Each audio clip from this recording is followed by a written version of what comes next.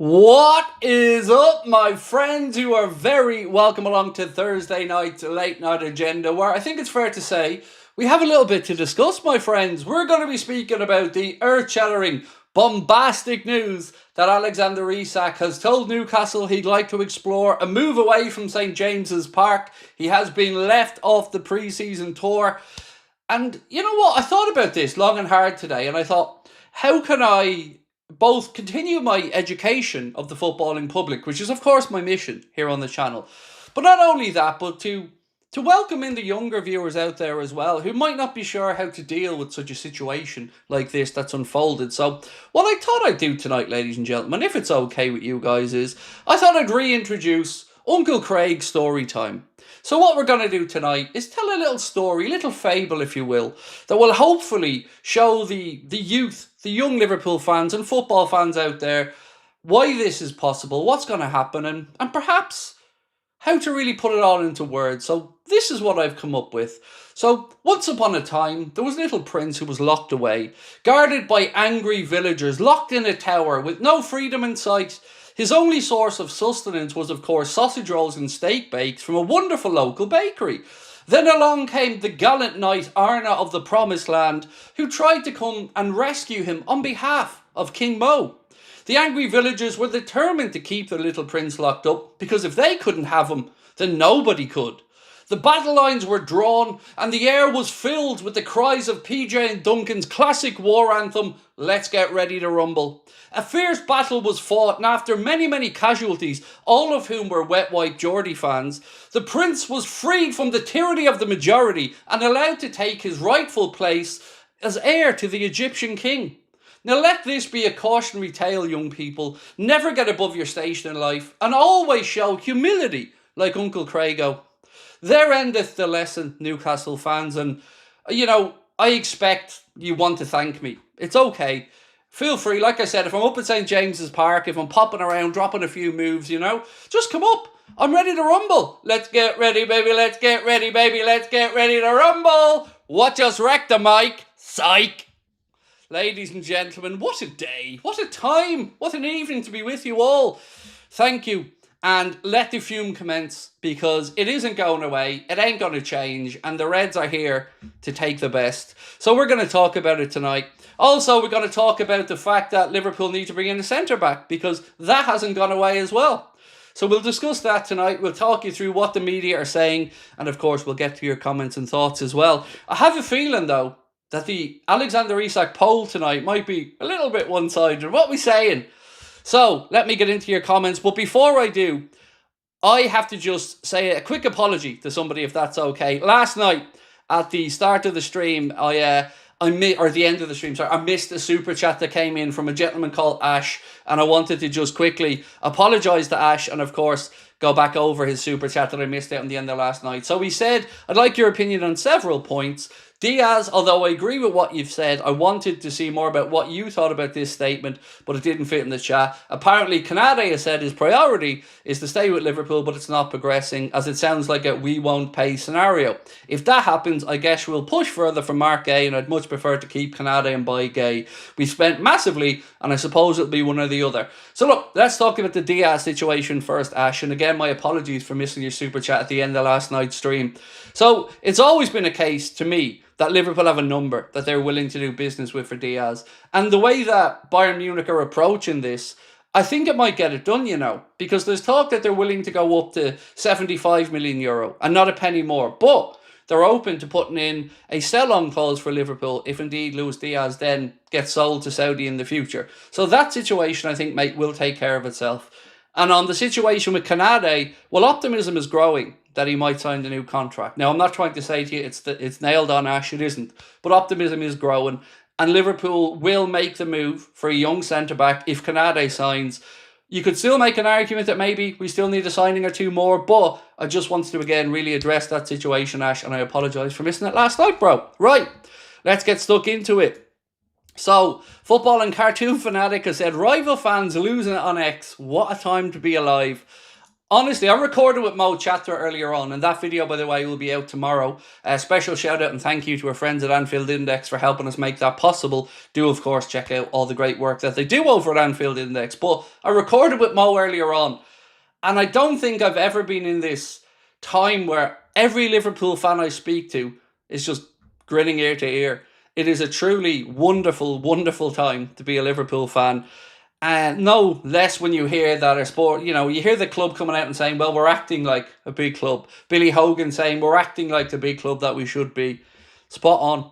And no matter what you listen to, what podcast you like, what Liverpool platform you read, I hope everybody is as happy as I feel right now, because it's truly tremendous. But one thing escaped my attention for a minute until it was pointed out to me last night by Nick. So as you know, I'm a man who eats a lot of pie, some of it humble, some of it not so much. And I've been eating a lot of humble pie over FSG spending money, and I'm very happy to do so. But there's one side of this that hasn't really gotten the attention it deserves. And that's the side of it, the likes of the Ian Doyles of this world, the Paul Gorsts of this world, the ones who are belittling everybody else and calling them wannabe Chelsea fans and saying that Liverpool are doing everything that they can possibly do and that to stop acting like football managers. Well, how does it feel now, gentlemen? And to all the net spend merchants who wanted to belittle the rest of us about spending, I take it that you're all writing angry letters now to the football club because they're spending the money. So maybe the likes of Ian Doyle and Paul Gorst and all these other arrogant arseholes can stop belittling the rest of us who wanted to show some ambition, who knew that the money was there and available, who knew that it just needed to be spent. And finally, the club have done that. So I'm wondering, why are all these clowns getting away with it? Because we've all taken our humble pie. We've all praised the owners like we promised we would. So what about you guys? Interested to hear what you have to say on this, because we know you love belittling your fellow Liverpool fans, and now they've proven to be right. So what you got to say? Nothing, I would guess, because, hey, we don't exist, right? So you probably don't even need to respond. But either way, just remember that. We were right. Let's move on. Ibrahima said, we're such good friends to grant Newcastle make a wish for Hugo and Alex. Maybe Rodrigo too, to put Newcastle in their place a little bit more. Look, jokes aside, I keep telling you, I actually like Newcastle fans. I do. And I thought they'd be up for a bit of banter.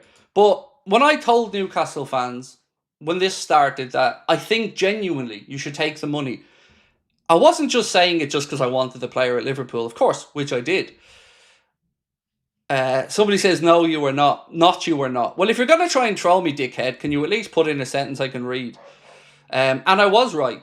And everybody who said Liverpool could spend the money was right. We've been proven to be. Have you not seen the £300 to £500 million window we're having? So I think it's fair to say we were right. And yes, the money had to be spent, but it is being, and we're grateful for it. So we were right. You're welcome. Anyway, we move on. The situation with Newcastle is, my dog's gone mad there because my wife's coming in, sorry. Situation with Newcastle is a tough one.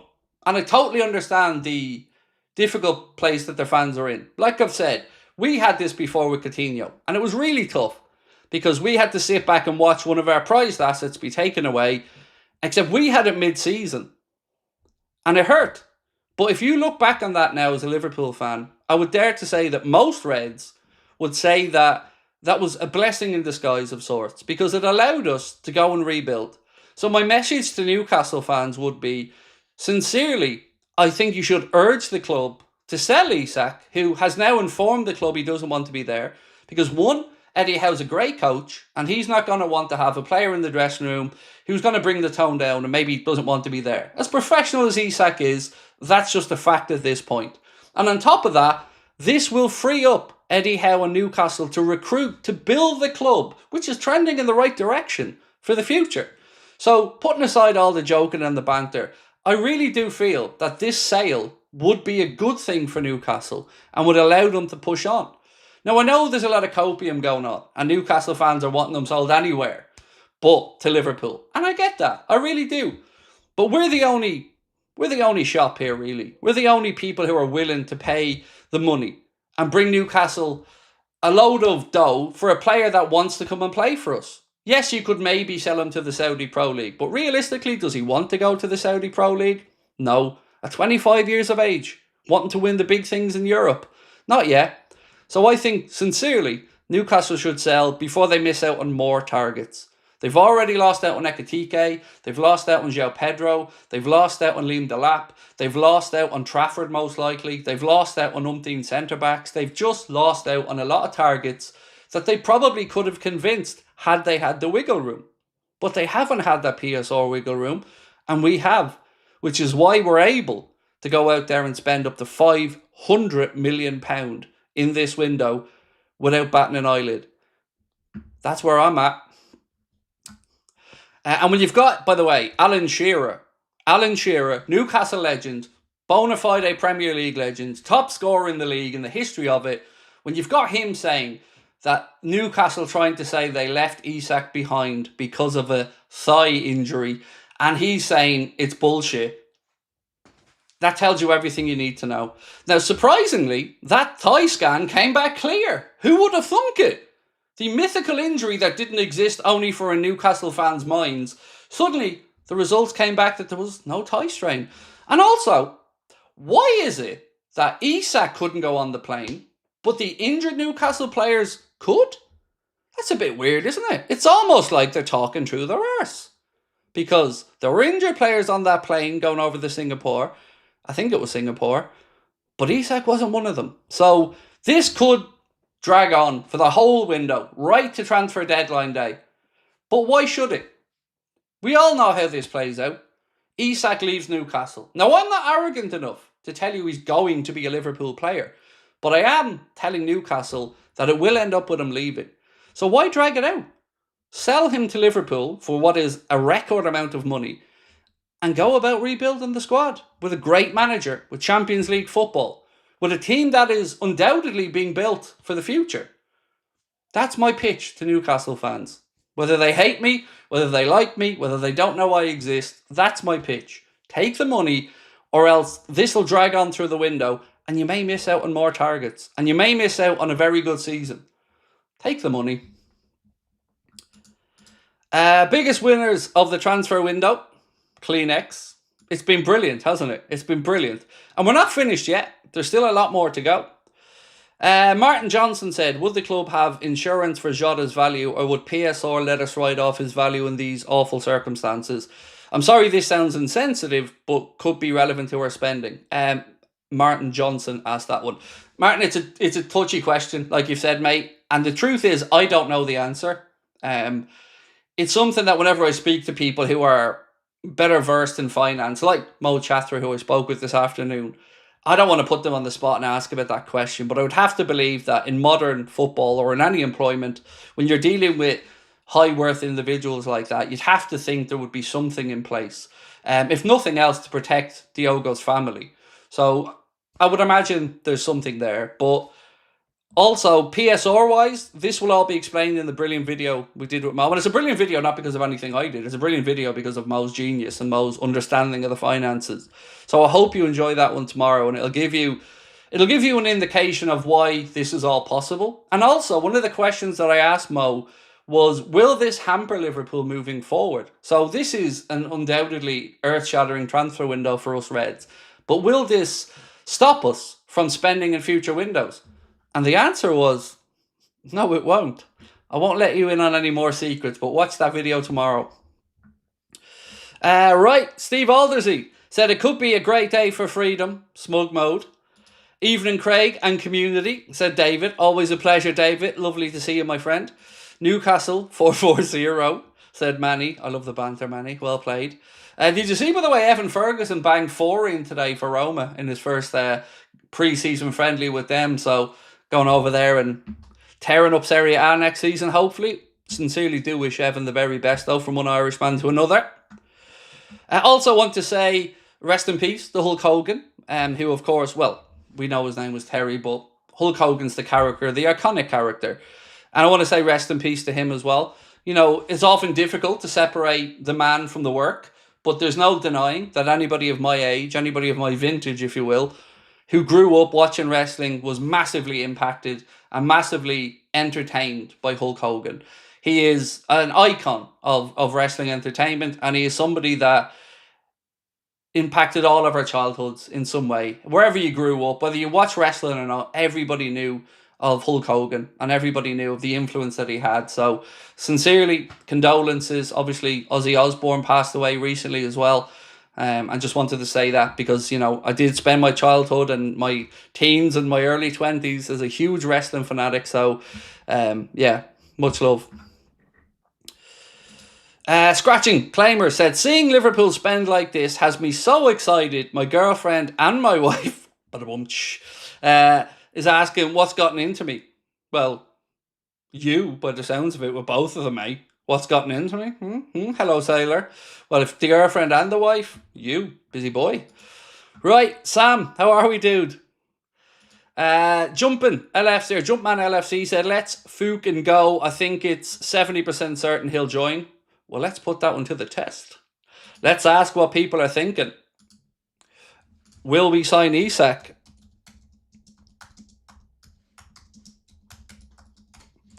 First poll of the night. Will we sign Isak? Simple yes or no. For what it's worth, the bookies have seen a flood of money come in on the possibility of Isak joining Liverpool.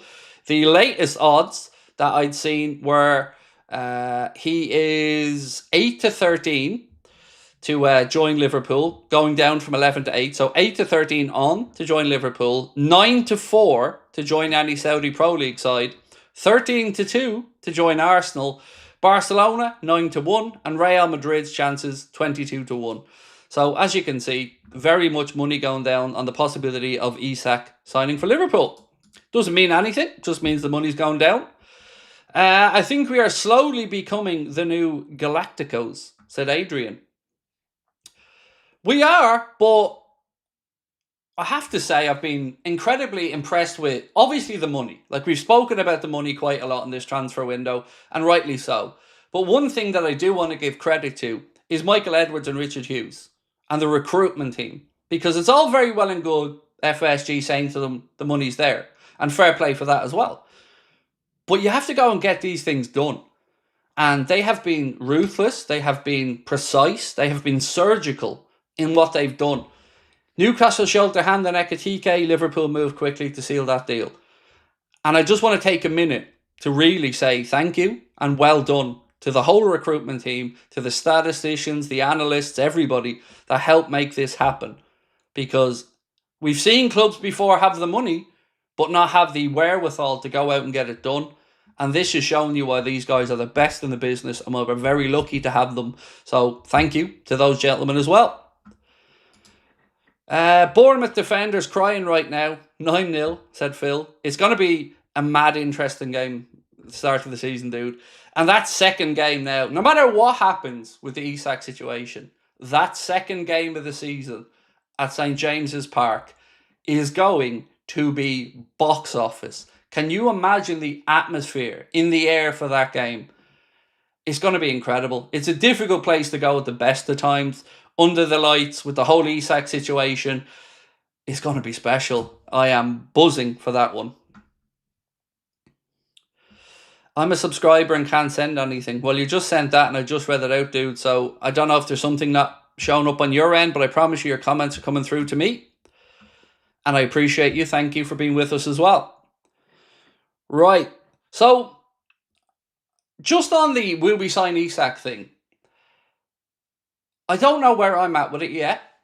I think he leaves Newcastle, but I just hope that it isn't a cut your nose off to spite your face type situation, because he wants us. And that's something I'll run through now with media posts from the likes of Ornstein, Romano, and many other top journalists out there, because they've all been writing, speaking about Isak today in Liverpool, and it's all been very clear that it's trending in one direction, and that direction is that he wants to join Liverpool. Where was I at? There's no way we get Isak, surely. I don't see it. How? In what sense? The money's there. Newcastle are starting to understand that Isak wants away. So what do you think, AD, might be the big stumbling block? Now, of course, there is a time that maybe Newcastle won't sell to us. There's no guarantee. that they will sell to us. But it's starting to dawn on them that, yes, Saudi could probably come in with the money, but does he really want to go there? No. Let's be honest, he doesn't. He wants to challenge for the big honours, and Liverpool are a club that are willing to put the money down on the table. So it is possible, my man. I wouldn't rule it out. Aryan said, imagine hearing about this window 3 years ago. Mate, imagine I came out 6 months ago and told you we were going to do all this. You'd have rightly unsubscribed and called me a lunatic, and I wouldn't have even had an angry thought towards you. I cannot believe it, mate. It is beyond anything that I could have comprehended. No matter what happens with Isak, whether he comes, whether he doesn't, this has been the most incredible transfer window from one club that I can think of. And we're not finished yet. That's the scary part. We're not finished just yet. Craig, with so many new signings, do you think it will take time for the players to gel? It depends how Arne utilises the new players. So do we go on the start of the season and have them all on the pitch? I don't know. But what we're trying to do, and what the plan is laser sharp, is for Liverpool to not have a weakness. Not to look at any position and feel like we're lacking. Now, granted, there are people with questions around bringing in 2 strikers, 2 central players, if we're losing Chiesa, Diaz, Darwin, and obviously what happened with Diogo. But like I've said, I don't think we're leaving ourselves short, because Arne will know what way he wants to set up and play. And if he wants to move more stuff through the middle, and he wants to have the versatility, let's say, of an attacker like Ekitike, or the prowess of a goal scorer like Isak, I have to trust that he knows football a lot better than me and he knows what he's doing. So I don't think we're going to be left short. I don't think we're going to have a problem with too many new players in, especially when you've seen them. Like, they've looked really sharp. And we're talking about the likes of Frimpong, who, he knows what the Prem's about. He knows what European football is about. We've brought in Kirkes, who of course is Premier League proven already.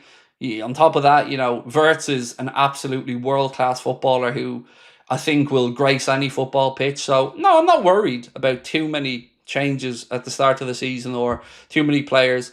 And that's why it was important that we got the early business done that we did, because it gives Arne as much time as possible to work with these guys on the training ground, to drill them into the methods and the way he wants to use them. And the most important part of all of this for me is the competition that's now going to be within the squad for places. There is no free reign. There's no looking over your shoulder and not having somebody breathing down your neck to get your jersey. It is incredible. Franco said, I single-handedly give you and Mo Chatra the credit for the heroic turn of events in John W. Henry's spending. Look, I think myself and Mo and other people who were speaking out did so in the hope that people would start to see it was possible. Because that was the big debate here. It was this spending possible or not? And it was. And the reason it was, by the way, is also down to the very good work of FSG and the way the club is being run. But the promise was there for a long time that big windows would be forthcoming. But they followed through this time. So I don't think Mo or me or anybody else wants an attaboy or anything. I just think we're all happy. And these are the times that I cherish the most. When there is no infighting in the Liverpool fan base, really. It shouldn't be there. There's no need for it to be there. We're all pulling in the same direction. We all want the best for the football club. And that's why I called out the likes of Ian Doyle and Gorst and those lads. Because there's no need to belittle the rest of us for wanting to show some ambition. Imagine calling your fellow fans, who were just saying we could do some signings, calling these guys Chelsea-esque fans, Manchester City type fans, who want oil barons running the club. No. They just knew that we were moving in the direction where the ability to spend more money was there. And now we're doing it and we're all incredibly grateful. So enjoy it, my friends. All of us. There's no need to fall out with each other. Let's just move in the right direction and enjoy what we're seeing, which is a generational transfer window.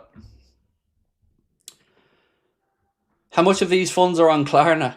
Mo explains it really well in our video that we recorded together earlier. He breaks down exactly what it looked like each year, how much Liverpool will be committing. And we also spoke a little bit about the Adidas deal and why we are going to make eye-watering sums of money from that deal. So I do hope you enjoy it. And again, I really do appreciate Mo and the guys at Anfield Index helping us out with that.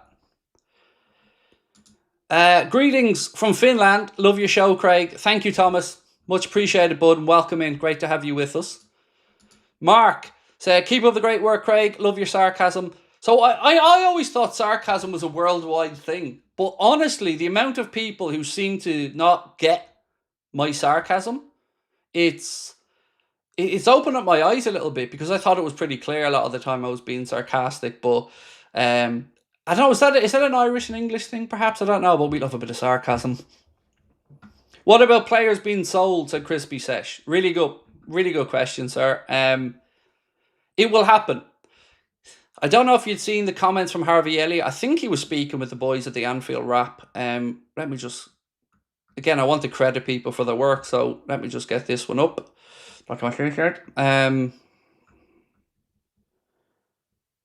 Yeah, there was a piece, I think Harvey Elliott was speaking with the Anfield Wrap, and he basically said he loves the club, loved to stay here forever.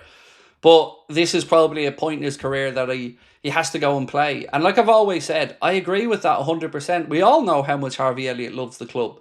It's very rare to bring in a player that will love the club that much. He's a lifelong fan, but it is probably the time where, if you're looking at what's ahead of him, as in Wirtz, as an example, I can understand it. So yeah, I think we're going to get to the point where sales start to become more frequent now over the next few weeks. But it also speaks to the brilliance of our transfer business, the fact that we haven't had to sell to buy. Because remember when we were speaking about the striker situation, for a lot of the time we were being told that we had to sell Darwin first. But because of Newcastle's play for Ekitike, Liverpool jumped in and got moving. So, again, well done to everybody involved. Fabrizio Romano's just said this, and thank you for everybody in the chat alerting me to it. Liverpool are on it for Alexander Isak. Liverpool are ready. Liverpool want to go big. I'm going to read that out again if I might, because I live for moments like this.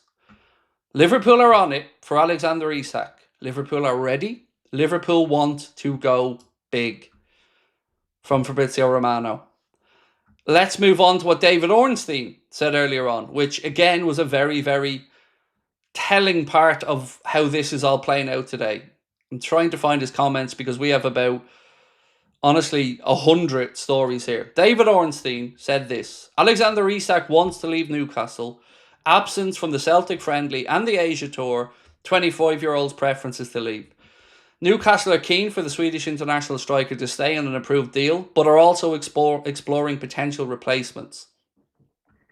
So, I know how absurd this sounds, that Isak is possible. And I totally understand my fellow Liverpool fans looking at this and going, nah, surely after Ekitike there's no chance. But there is. And after speaking with Mo today, I'm even more ballsy about the prospect of it being possible. The money's there, and we can do it within the rules, and we can do it without putting a significant load of debt on the club. And don't forget, we will bring in really significant money. We've recouped about 60-something million quid already, and we're going to have some big sales. If Luis Diaz moves to Bayern Munich, you can expect a fee minimum of about 62, 63 million pound. Darwin moves on, you can expect a fee, probably something similar, maybe a bit less. Elliott, 40 to 50 million. So we will recoup a lot of money as well. But we've gone big early doors, and unlike a lot of clubs who'll be scrambling to get players in, we can probably sit back now and think, right, we need a centre-back and see how the Isak situation plays out. But again, I would say to Newcastle, sell. Don't leave yourself backed into a corner and give yourself no time to find replacements. Sell. Where are we? This one from Mike. Mike said, Craig, any shout on whether we could do a double on Newcastle and get Gordon as well after we sell Diaz and some fringe players? So I truly don't know what's happening with Anthony Gordon, but I seen something today to say Arsenal were interested in Anthony Gordon as they look to bring in more attackers. So, keep an eye on that situation, but I don't know. I don't think so. I don't think we'll go back in there. I think the focus now will be on just getting Isak, and that's the end of our forward business. Unless there's something mental with is there a world where we got Isak and maybe kept money aside and brought in that young winger from Lyon, Malik Fofana? I really don't know. But what I would say is, if we keep pushing for Isak and we don't look for another winger, I think this is a good indication that Arne believes in Rio and that maybe he thinks Rio is ready to go.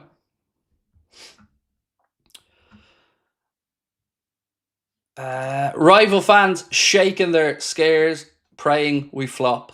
Yeah, no, look, to be fair, there's been a mix. I've seen some very good opposition club fans put some very good comments and praise Liverpool's way. And then there's, of course, the copium and the Arsenal fans who are somehow, and I shit you not, thinking there's a way. Even United fans were trying to convince themselves that there was a possible way they could sign Isak. Come on now. LFC bitch slapping peasants back in place, said Ibrahim. Liquid said, I can see us now getting him for under 120 million. What we offered the first time because he wants to move now. I've no idea on the price. 120 to 130 is the number being mentioned, but I've no idea how Liverpool will deal with this. I would imagine that Liverpool will honour the offer that they had before. I can't see us looking to go lower with it because that would only make the situation worse. So keep an eye on this over the next few days. But as I mentioned, I'm going to run through all the journalist stories now in a minute. I just want to make sure I catch up with the super chats because, again, I hate people wasting their money and me missing one. So Corey Peters said, we needed 2 centre-backs even if Canade stays. Joe and Ibu have had injuries before and I would like to have some security, but we won't be left short if they pick up knocks or injuries. So I would make that argument as well, Corey, that Liverpool have needed 1 centre-back before we sold Kwanzaa and before the Canade situation, because I don't think we ever replaced Joel Matip. But I could understand if we went into the season with 1 more centre-back brought in. Let's just say for a second Canade stays, Kwanzaa sold. So we'd have Virgil, Canade, Gomez and a young centre-back, and then Nallo, Endo, Stevenson, as other options. So, no, Stevenson, yeah. I get it. I totally get it, Corey, but I think we're okay. Because we have so many players who, at a push, even Robbo, at a push, could go into that left-sided centre-back role. Let's get ready, baby. Let's get ready, baby. Let's get ready for Isak. Whoop, whoop. Love that, Hayley. Craig, can you say a massive shout out to my mum, Jean Jamieson? Or Jamieson, excuse me. Of course, Jean, how are we? Thank you for watching. Appreciate you. And Hayley as well. Right, so let's look at the poll. Will we sign Isak? We've nearly hit 4,000, so we'll let it go up to 4,000. Now, can I ask you all a little favour? If you haven't subscribed, please do. We really do appreciate your support here on the channel. Don't forget to check out our Clips channel as well. And if you want to come and join us on WhatsApp for the latest news, just scan that QR code on the screen there, and that will bring you to the Anfield Agenda WhatsApp. Right, so we'll let that get up to 4,000 votes. The question, will we sign Isak? And it's looking pretty healthy that people are feeling confident right now. Jonesy lad said, I wonder if the gay deal is off now. I'm not sure, mate. I'll tell you what I know and I'll tell you what I don't know. And truth is, I don't know what's going on with the situation with Mark Gay at the minute. But Liverpool will have it in hand. Again, there's a lot of optimism at the minute that Canade is open to staying. And if that rumour of the offer went in last night, and again, I can't tell you whether it did or didn't, I can just tell you what was reported, you would hope that we get some positive news on that.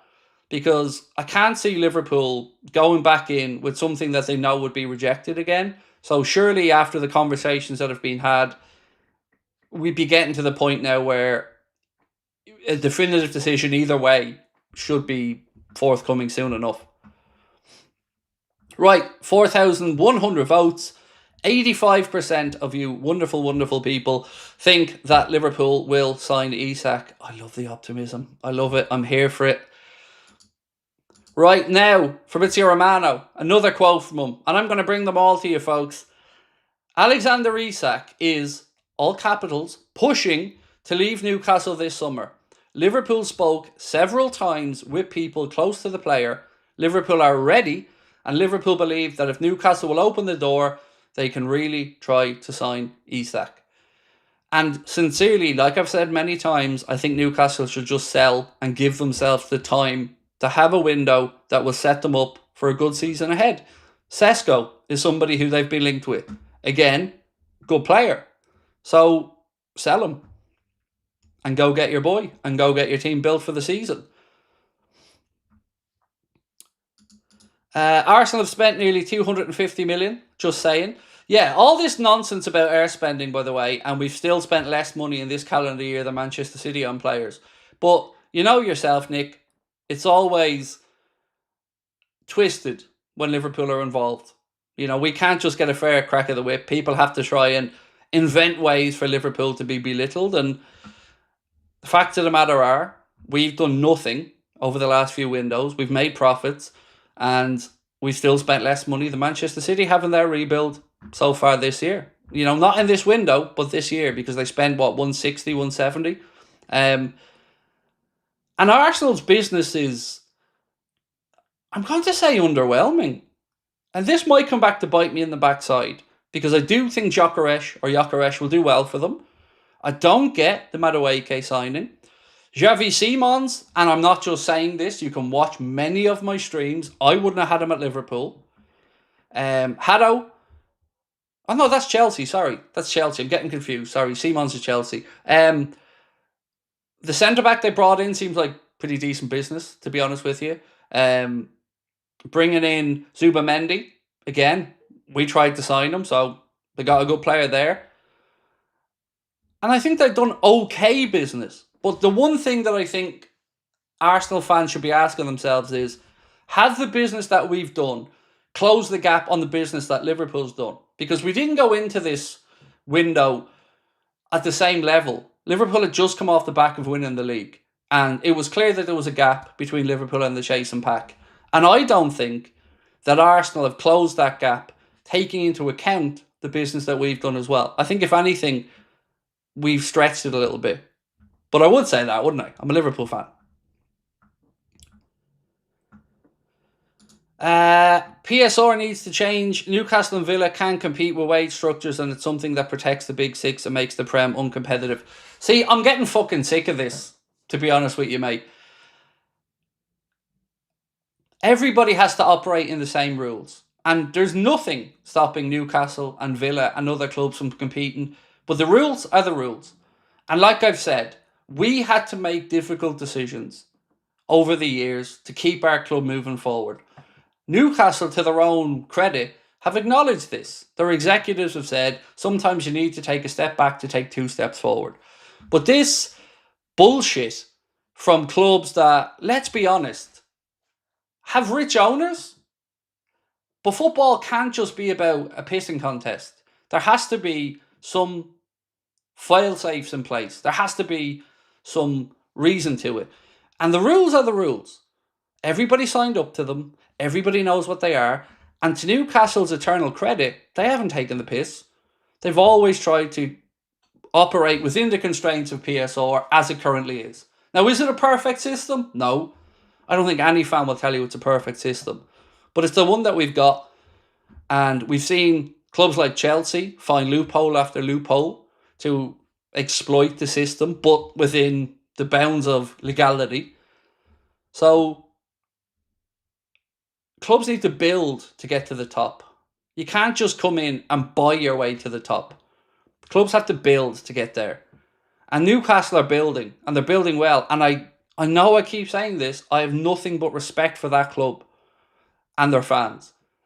But nobody wants football to be a pissing contest between rich states. There has to be some type of catch in there somewhere. Jumpman LFC said, I'm 75% sure Isak joins Liverpool. It's going to be even harder to get tickets this season, said Kev Wright. Oh, mate. That is one of the downsides, isn't it, Kev, of success. Is, yeah, it makes what's already a really difficult thing even more difficult. Um, I'm so grateful that I already have a ticket to go to the United game this year. I'm so excited. Dare I see an 8-0, maybe? Logan Toon said Liverpool Twitter going mad today. Love it. Good. Good. I'm glad to see my fellow Reds happy. Sam, thank you, bro. Appreciate you. My man Johnny has robbed the bank. It's utter madness, says Jordan Hunnable. Dude, it's insanity, isn't it? I love all the John Henry parody accounts as well, asking, like, give us Eddie Howe's phone number and all this kind of stuff. I love it. Our fans have a great sense of humour, and in these moments, I love seeing them on the wind-up as well. So keep going, Reds. Keep going.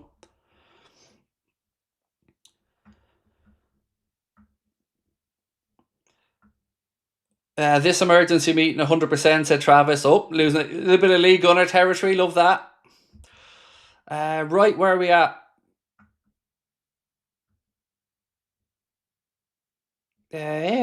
What's this one? This one. Isak and Rodrigo, both possible. Love the channel. I don't know. Oh, God. My instinct's to say no, but I've always had... There's something at the back of my mind has always put some doubt on the possibility of Rodrigo. It's not that we couldn't afford it. There's just something there that just didn't always feel like it was going to happen. I can't quite put my finger on it, and I may be very wrong on it, but something about the Rodrigo, and it's not from a want of me not liking him, because I really do like him, I just always felt like that one was unlikely. Can you get Pierce the Veil for your last show? I don't know what that means, mate. Sorry, unless that's gone over my head. Unless, yeah, sorry, mate. I don't know what you mean by that. Rems said second game of the season will be pure shithousery. If we get Isak, Newcastle fans will be crying in the stands. You couldn't play him in that game, could you? Could you? You couldn't, surely. Could you? What would you say? Would you play him? If you were Liverpool and we signed him, would you play him in that game? I don't know. It'd be a tough one for him. Oh, Pierce the Veil is a band. Ah, see, that's sorry. My boomerness is gone over my head. No, we have a musical act lined up for the last one. But yeah, sorry, I didn't get the reference, mate. Right, so now I'm going to ask you the very question that our friend a moment ago asked.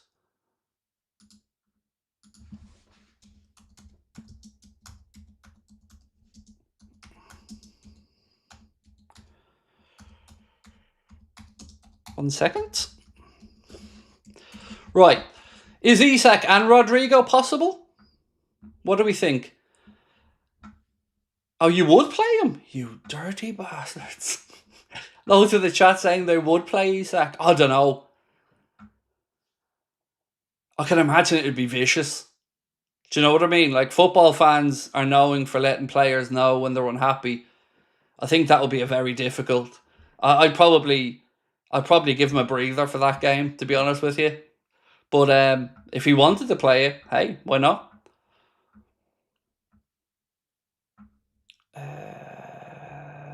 This one from Nevelin.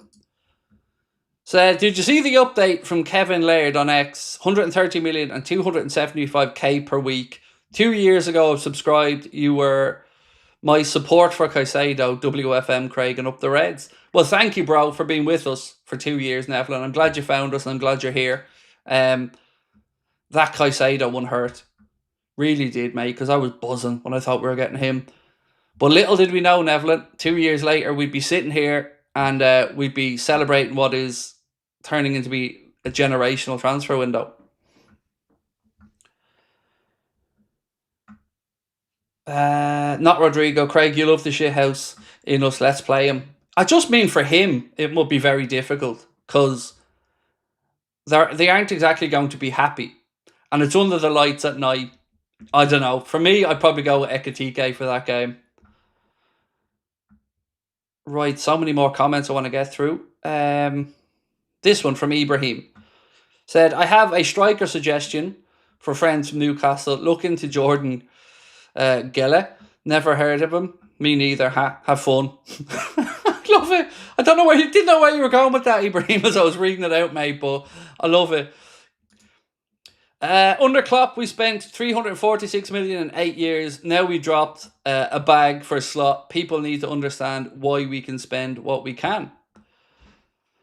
Well, we hope that video tomorrow, Outclassed on the Pitch, explains the finances of it. You know, Mo Chatter is a very well-educated man on football finance, as is Dave Powell, by the way, who contributes for that newspaper, whose name I'm not going to mention, but Dave Powell's very good at what he does. Joshua said, evening Craig from Australia. Been a Red for 25 years. I'm a dairy farmer, so always up before dawn. Thanks for being part of my routine. Man, it blows my mind to think of your good self working away over in Oz in the mornings and having this Irish idiot on in the background. But thank you, bro.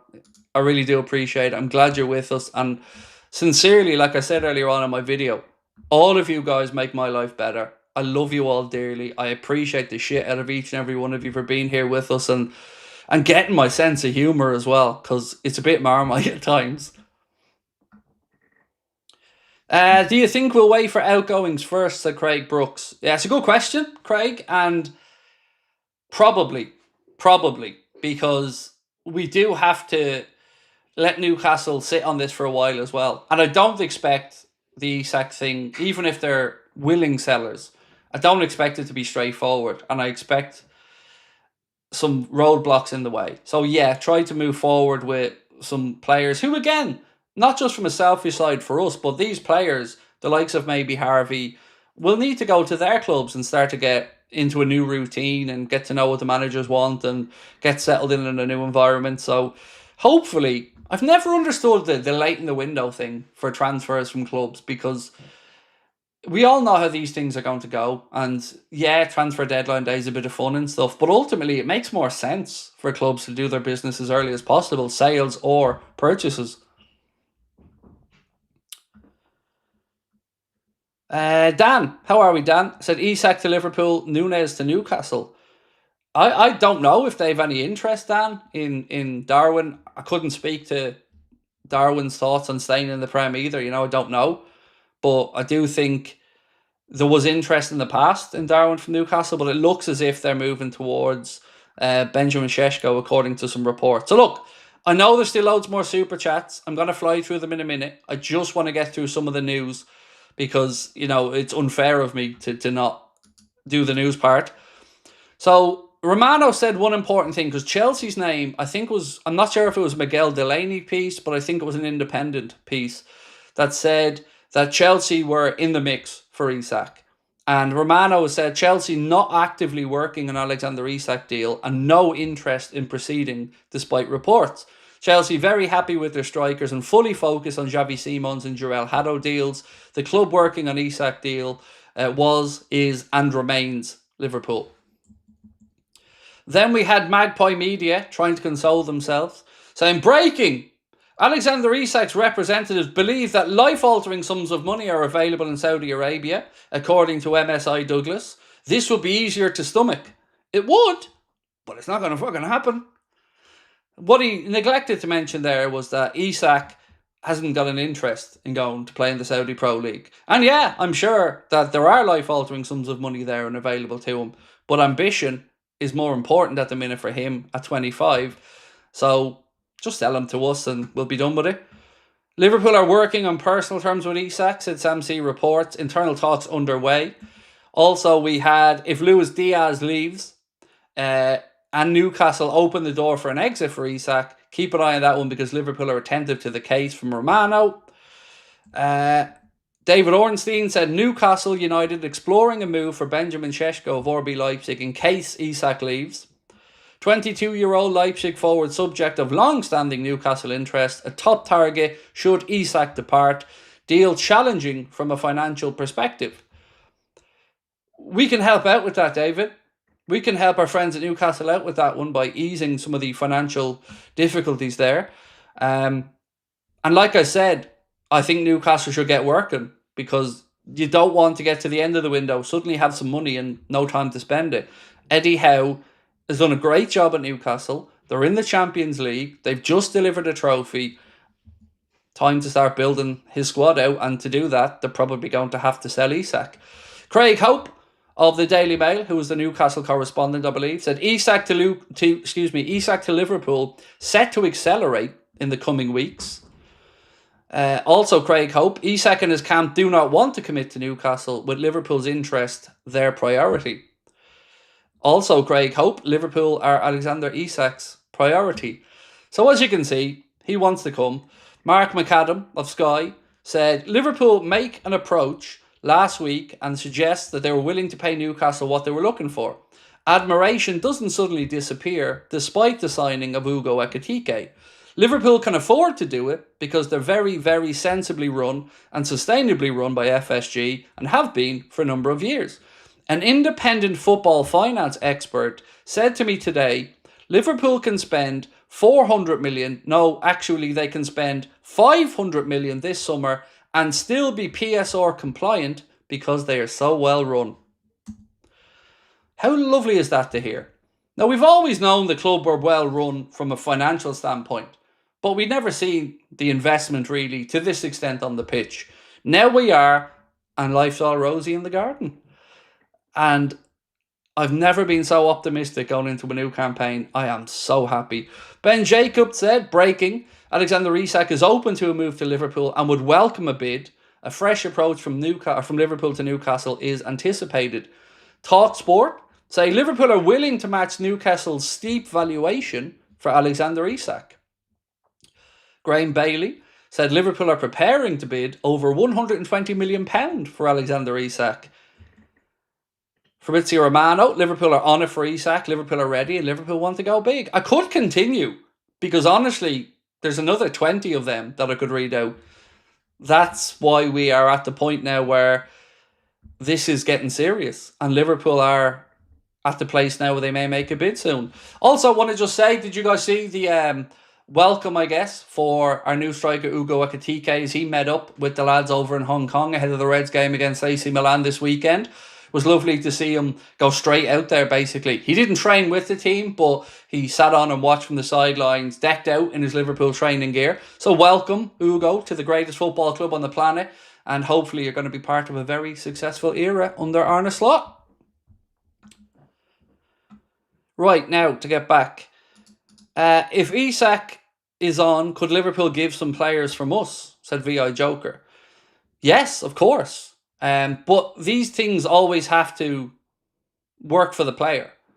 You know, so let's just throw Elliott out as an example. Could Liverpool, in theory, use Harvey Elliott as an exchange, or, you know, to get the price down or bring in some money? Yeah, of course. But it would have to be one that Newcastle would want, and that obviously the other player involved, Elliott, in this discussion, would want to be part of. But yeah, of course. But I don't know if Liverpool or if Newcastle have interest in our players. I don't have a clue. But if I was a player and I was Elliott looking to leave Liverpool, well, not looking to leave Liverpool, but likely going to leave Liverpool, I think Newcastle would be a really good option. Great fan base. And like I've said, sincerely, a club moving in the right direction. Just being nice said, good evening, mate. Do you think a potential front three of Ekitike, Isak and Mo with Wirtz behind could be the best attack ever in the Prem? Well, it ain't going to be far off it, dude, is it? It's unbelievable. And this is a squad that could go to compete to win everything. You know, it'll be really difficult not to see us going deep in the Champions League and not to see us being the team to catch in the Prem. But, you know, even with what we have now, Wirtz, Frimpong, Kerkez, Mamadashvili, Ekitike, incredible bits of business. And yes, we still have some more to do, but everything is possible this year. And that front three you've spoken about, it just sounds filthy, doesn't it? It just sounds too good to be true. If we sign Isak, I think I might cry, said David Sweet. I don't think you're on your own, David. I've just kept checking myself recently and going, what the hell is happening? Like, how is all of this feasible and possible? It's nuts. Right, so we asked the question, is Isak and Rodrigo possible? And so far, it's close enough, but there's one, the sensible side is winning. We'll let it get to 3,000 and we'll call it. Isak. Let's get that going, by the way. Isak, you heard it here first.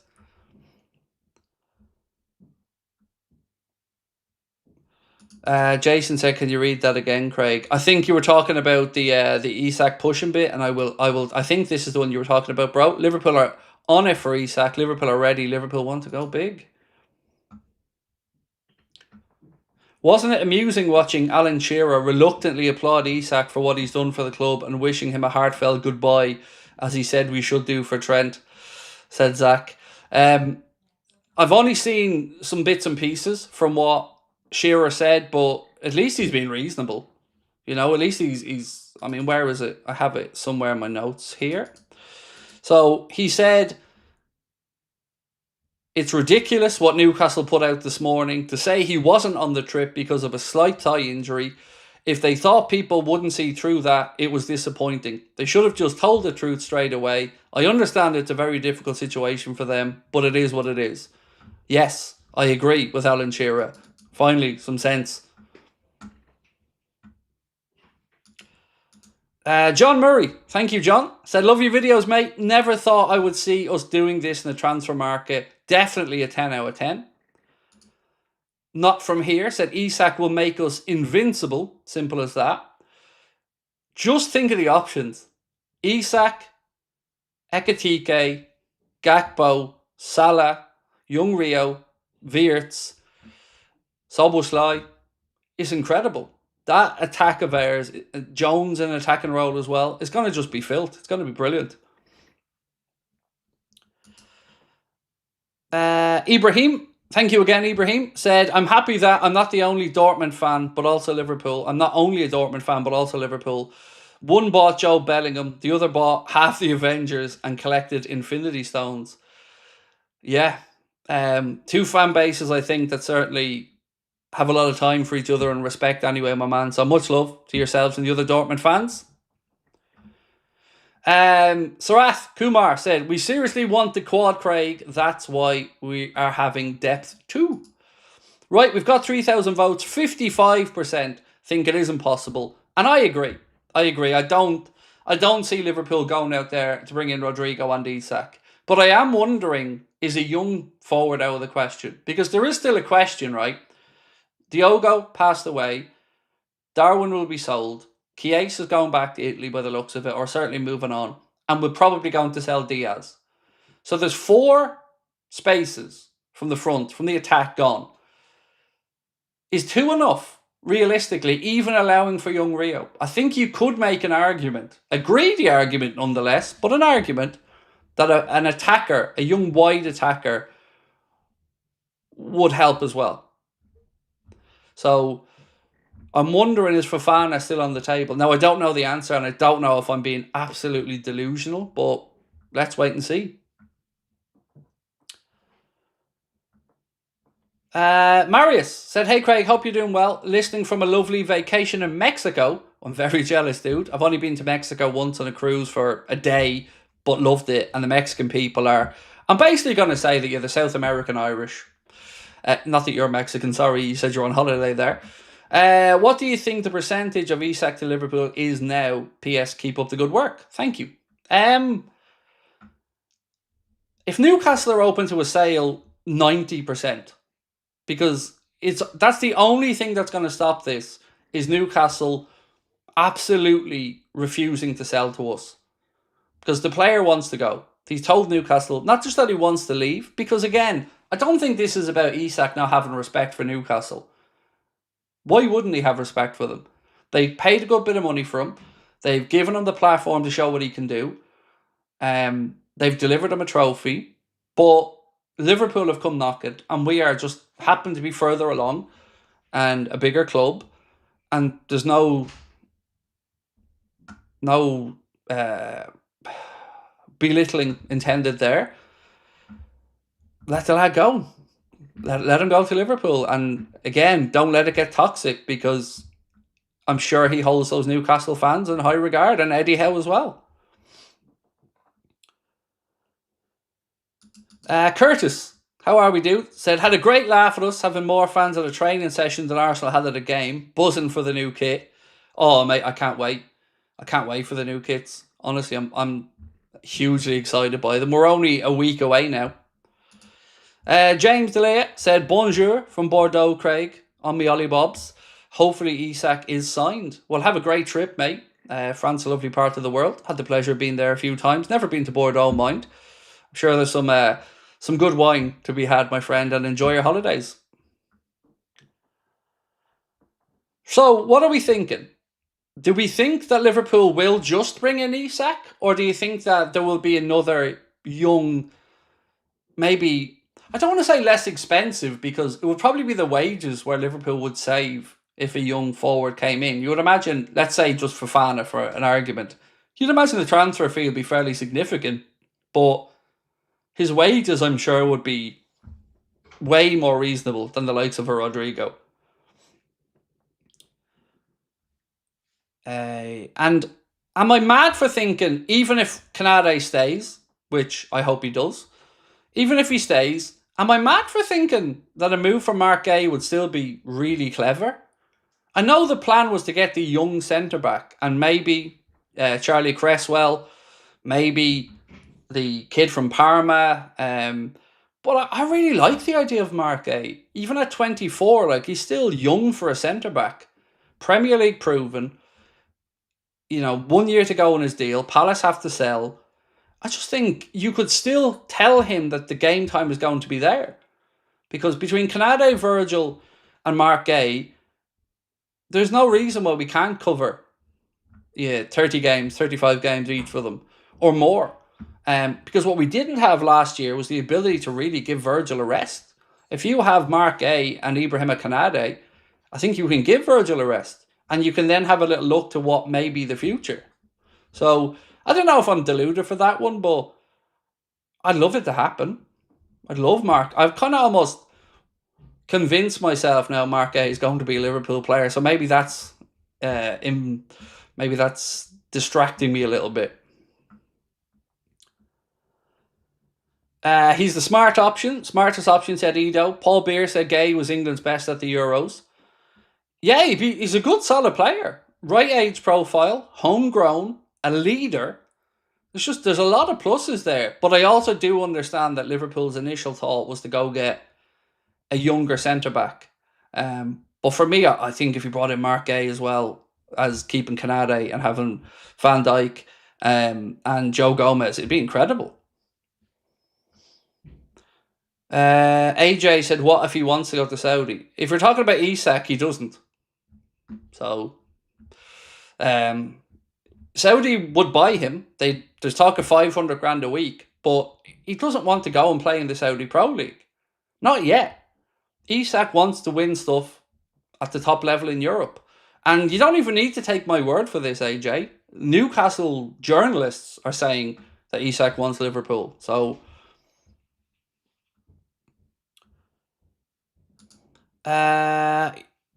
Nukes, excuse my pronunciation, sir, said, your live videos are now part of my morning runs. Love being part of this community now. Isak is coming. Let's believe, from Australia. Thank you so much, mate. By the way, I just have a quick question. You said you listen on your morning runs. Does that mean I'm exercising by proxy? Can I tell my wife that I'm doing morning runs now? Because I feel like if you're doing them and I'm playing in your ear, it's kind of a joint effort there, right? But thank you, my friend. Appreciate you. Kylie said, hi, Craig. Great channel. As Ben Jacobs speaking on Gay in depth on Born and Red YouTube channel earlier today. If Canade signs, I don't see us signing him. We'll go for someone younger. So, Kylie, thank you. That was always my thought process. And that was, to be fair, that was what the club had put out there, that when we sold Kwanzaa, the plan was to bring in a younger centre-back. So if Ben Jacobs has said what you've just said there, that makes sense. And look, Ben Jacobs, I think, and I don't know Ben, never spoken to him, I think he's been probably the best journalist for Liverpool stuff in this window. Is that fair to say? I don't remember much Ben Jacobs has gotten wrong in this transfer window. He's been very quick on a lot of stuff.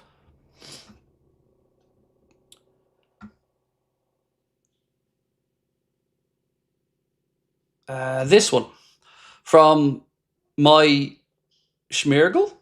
Newcastle fan here. We need to sell quickly to spend the money before Champions League. Could do Elliott plus 100 million. Main thing is to get Sesko. No Sesko, no Depresco. Thank you for dropping in, mate. And I'm glad that you're talking sense there as well. Because, look, it's never nice to lose a player that you love. And I've no doubt Newcastle fans have admired Alexander Isak's work. But I do think, like you've said, sell quickly and give Eddie Howe and your team the time to build. Because Newcastle are an attractive proposition. The Champions League football, got owners who have ambition. They're going to be redeveloping St. James's Park. I've always felt that they were a sleeping giant, ready to be woken up and ready to be pushed on. Very, very, very loyal, boisterous fan base who I know they hate me, and I don't know if you're in that camp, mate, but I have nothing but respect for Newcastle fans. I just love winding them up because, you know, they got personal on a few things with me, but I agree with you, mate, and I think the quicker it's done, the more time Eddie Howe has to get you guys ready squad-wise. Because, you know, the last time Newcastle were in the Champions League, some great results in there. PSG one springs to mind, but it had an impact on Newcastle's league season because they were playing 2 really competitive games a week. But if you look at the bones of that Newcastle squad, Tonali's turned it into an absolutely sensational player there alongside Bruno Guimaraes. Tino Livramento is a brilliant fullback who, you know, I think Newcastle are looking to try and tie down, and rightly so. Hall has done well. I just think this makes sense. Sell Isak and rebuild with it. And like you've said, Sesko will be a good signing as well. Gordon is someone Spurs should be looking at, not Liverpool, said the real Johnny Sins.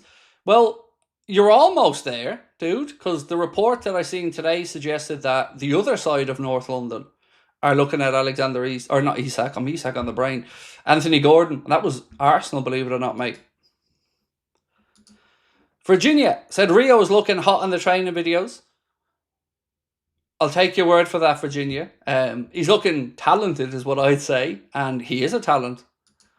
And I wonder if has Arna been maybe pleasantly surprised and thinks, okay, Rio's ready now. Let's use him this season. Because every time I watch him, I'm excited. Masia said, how confident are you that your wife will stop making a load of noise out in the hall for no reason? And well, why are you trying to put the dog's lead on yourself? I'm not. I'm trying to bring the staff for a walk. I'll be your dog. Love you. There you go. What? I understood all of that. Did you? What did it say then? It said, I love you, you big, sexy, bald hero. Clearly you don't speak dog. Goodbye. Sorry, Mashiha, to get back to your question, I'm getting more and more confident. I'm getting more and more confident, but it'll come down to Newcastle just admitting he wants to come to Liverpool and making it happen. Rawr. That's my wife, ladies and gentlemen. You can see the Houlden household is you can see it. You can see where we all get the banter from. It's non-stop. Romario. So you've even got the great Brazilians now. Look, Romario's in the chat, putting in super chats. Whether we get Isak or not, I'm over the moon with this transfer window. As am I, mate. As am I. It's been incredible. Isak would just be the cherry on the nipple. Like, it would be just... I don't even know how to put it into words. There isn't a phrase that justifies it. It would be surely striking fear into opposition fans. Like, it has to be. I haven't had a chance to really look around at what the United Stand, AFTV, and, you know, our other contemporaries in this industry, what they've been saying. But I would imagine they're taking notice anyway of what Liverpool are doing. Especially when United are scrounging around trying to figure out ways to, I don't know, bring in the likes of Ollie Watkins, who is a good player, by the way, but 30. Is that really the right type of signing for United at this point in their development? I don't know. Craig, would you take Eze? I don't think we need him, but he's a wonderful player. And if Arsenal get him, to me, it's probably their best signing of the summer. If they were to bring him in, and I know Gyökeres is the one that they're all looking forward to, and rightly so. I think he'll bang in goals, but yeah, Eze's a good player. I just don't think Liverpool need him.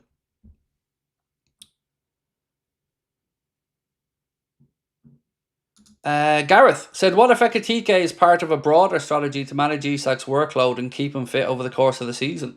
Gareth, my brother, I love it. And I would be a liar, sir, if I said to you that I hadn't had similar thought processes, because it takes away that fear. If it was only Isak, all of us would be delighted, but worried, because he may have an injury or two. And like you've said there, Gareth, bringing in Ekitike not only keeps the competition there, but also, as you said, gives us cover if needs be. So, yeah, really good comment, mate. I totally agree.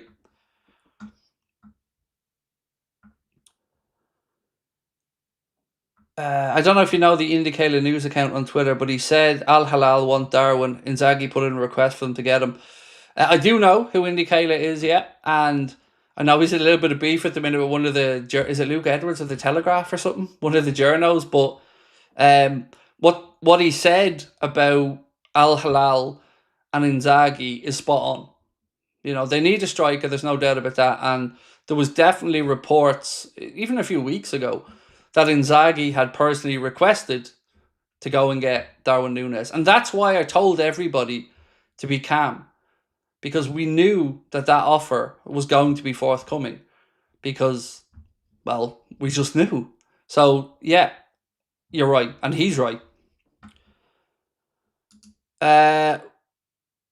Where are you more excited over Wirtz or Isak? Wirtz. Isak's incredible and will absolutely do a brilliant job if he comes in.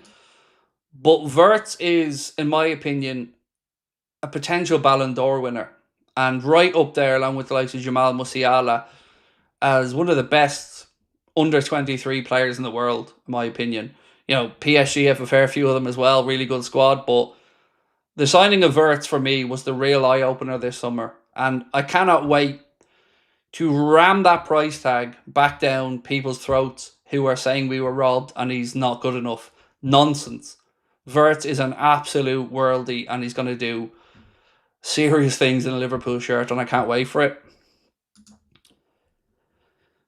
Carl Walsh, how are we, Carl? Said, hi Craig, Szoboszlai, Maka, Gakpo, Wirtz, Salah, Ekitike and Isak. This is insane. What a window. Can't wait for the season. We should let young Rio stay around and play. What a group for him to learn from. Yep, and absolutely yep, Carl. And I think that's the plan, is to let him learn off the great Mohamed Salah and the rest of the boys there.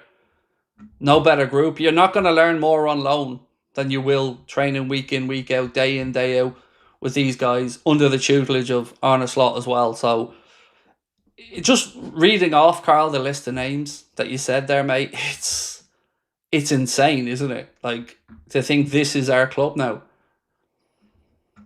And long may it continue. Do you think Isak will be a red? Said Corbin. If Newcastle show any willingness to sell to us, 100% yes. That's all that's stopping now. We know the money's there. We know the interest there. We know the player's open to the move. All that remains is for Newcastle to just try to save face a little bit if they need to publicly. But I think there's no need for all of this to get toxic and bullshit. Just let the guy move on. So you've seen me say this about Liverpool players in the past. No club, no fan base wants a player whose head's turned and a player who wants to move on. Now, the one thing that I wrestle with as a Liverpool fan is I don't think there is a step up from Liverpool. Of course I'd say that, right? But the Trent situation, let's say, I never seen that as a step up in his career. It's trying something new, fair enough. But the situation with Isak is different because he deserves the chance to win the big prizes. And something Eddie Howe said a few days ago really stuck with me. He said that he understands that careers are short for players. And he does, because of what happened with his own career as well. So I think deep down Eddie Howe knows. And I think it'll happen. I do. I think it'll happen. After seeing Verts in training, I'm so excited about the new season. I had to buy a load of new underpants in preparation, said Brian Rogers. Good man, just go commando, mate. It's easier. Stargirl, how are you, my friend? Said, what the feck is going on? Nobody last summer would have predicted, or last September would have predicted us winning the Premier or this. Did a fan fund a genie lamp, or were given 3 wishes? Or fined, you said, sorry. I don't know. I can't explain it to you, Stargirl, but I just know I'm very grateful and happy as a fan. Oh, what's this? More stuff dropping into my inbox. Oh. So James Pearce is once again coming out with what I can only describe as waffle. And I love James Pearce, but sometimes I think, why does he do it to himself? Like, Liverpool aren't actively looking for a goalkeeper, then in comes Mamardashvili. Now he's saying, Liverpool value Elliott at around £50 million, but are not actively looking to sell him. It's funny how we have values on players like Darwin, players like Diaz, and players like Elliott, but we're not willing to sell them. But yeah, we're not hearing about the valuations of any other players, are we? We're not hearing about Liverpool value Alisson Becker at, or Liverpool value Mohamed Salah at, because they're not going. So this double speak nonsense is exactly what it is. Double speak nonsense. You don't value a player, publicly let it know what that valuation is, and then come out with it, but we're not selling. Stop fucking treating fans like idiots. We're all adults. Tell it like it is. Elliott is a great Liverpool fan, and regrettably probably has to move on to take the next step in his career. He loves the club. All of the fans love him. I love Elliott to bits. But it's probably the next reasonable thing for him to do is to go and show the world what he can do. And for whatever reason, he hasn't had and probably won't have the opportunity to play 50 games in a season for us and show the world what he's capable of. So he has to probably take that step away. But this is nonsense. Like, I'm so sick of journalists trying to... Who are you trying to convince? Like, we know that the club brief you to say things, but you don't have to say all the stupid shit that they tell you to say. And I just don't understand why James Pearce puts himself in these positions, because he's a lovely, lovely man. But it's just nonsense.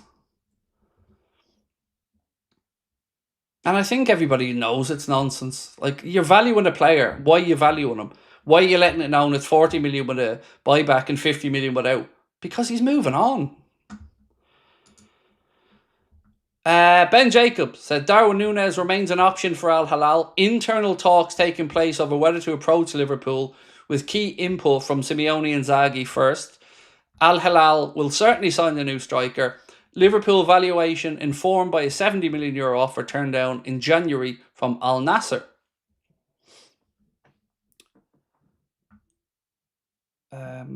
This one. Michael, thank you, mate. Said, hi Craig, been watching when we signed Jota, but this is my first super chat. I don't want to put a dampener on it, but are you worried about the amount of players we're getting? We're like Chelsea on the Lampard. No, because there will be a plan. And unlike Chelsea on the Lampard, Michael, there's longevity to what we're doing.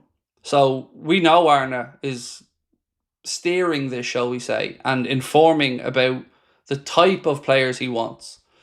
So no, I don't think we're going too much like Chelsea-ish, because every position that we're talking about strengthening in, we need to. So forwards last year, especially around the Darwin one, just wasn't working.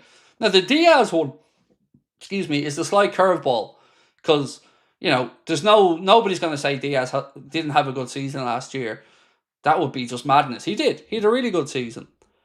So that's the kind of curveball in it. But no, I don't think we're going down the Chelsea route, because I can understand every signing we've made and why we've done it.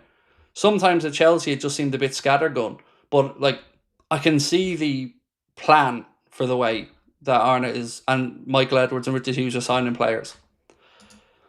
Vava Knives said, I think what's going on today is not a sudden decision to spend, but a long-term plan from the leadership of the club.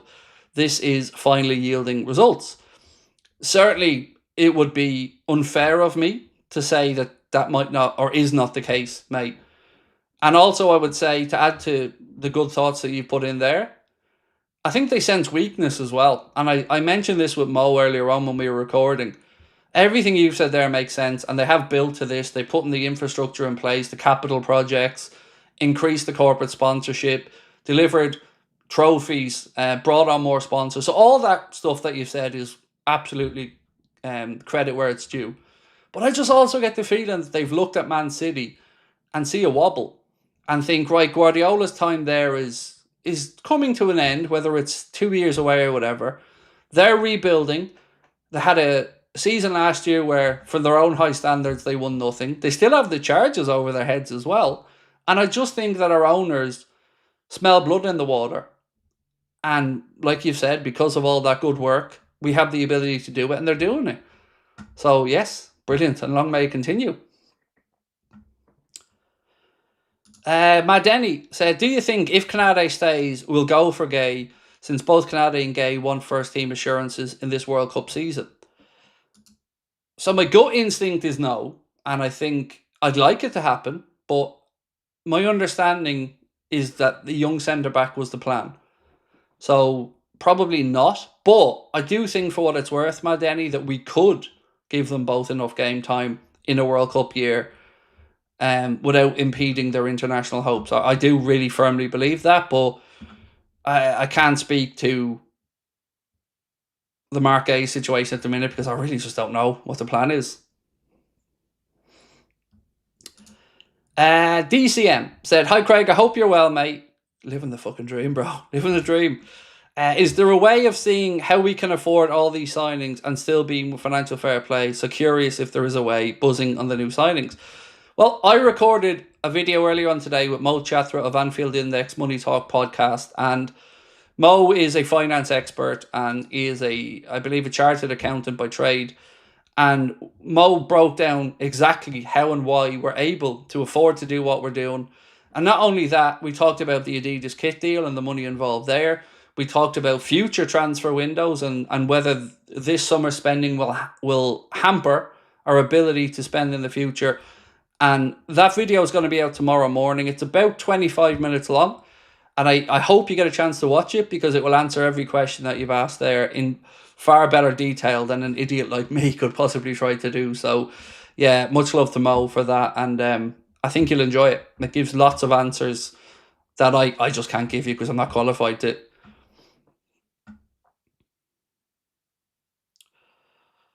Nevlin said, sent a sweet super chat. Please have a look. I think I did go through it, Nevlin. Like I said though, mate, I was catching up. I've so many chats to go through.